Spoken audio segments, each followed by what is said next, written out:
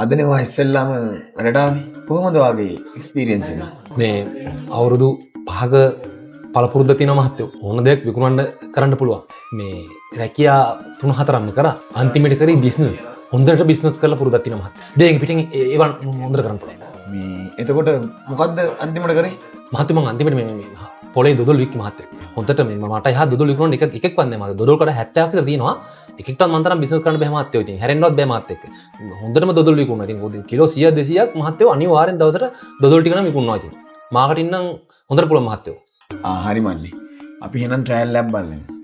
මෙතන තියෙනවා 11 සීරීස් එක.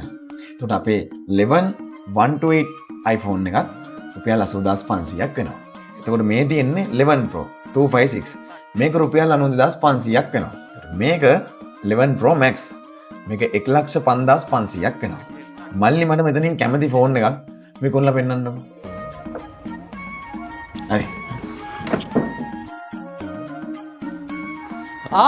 එන්න නෝන මාත් එන්න කළු පාටේවා කාලා බලලා ගන්න. iPhone එකක් ගන්න ලංකාවේ තියෙන හොඳම තැන අම්බලන්ගොඩ මාතර චාර්ජරි තමයි.